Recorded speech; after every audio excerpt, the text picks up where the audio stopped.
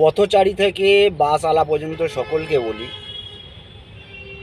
সবাই যদি একটু সাবধানে চলো, একটু মন শান্তি করে ড্রাইভিং করো বা রাস্তায় চলাফেরা করো, ট্রাফিকটা লাগে না।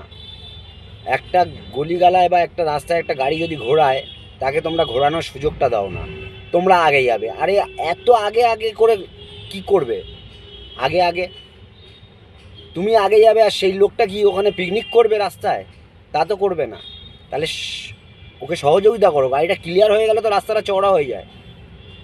আর বাইকওয়ালা কিছু গাড়িওয়ালারা আছো বোকার মতন, ট্রাফিক দেখছো, এখন অকেশন চলছে, রাস্তাঘাট এমনি ট্রাফিক চলছে, তার মধ্যে হর্ন বাজিয়ে যাচ্ছ। ভাই, এত হর্ন মারলে কি তোমার সামনে জ্যামটা ক্লিয়ার হয়ে যাবে?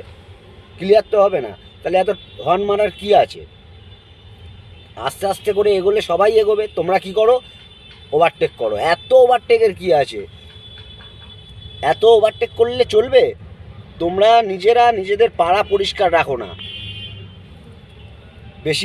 বেশিরভাগ ওই বাইকওয়ালা আছো, টোটোওয়ালা আছো, পট করে ওভারটেক করে দাও, সামনে খেয়াল করো না যে সামনে কি হচ্ছে। নিজেরা যদি আমরা ঠিক না হই, তা রাস্তাতে জাম লাগবেই।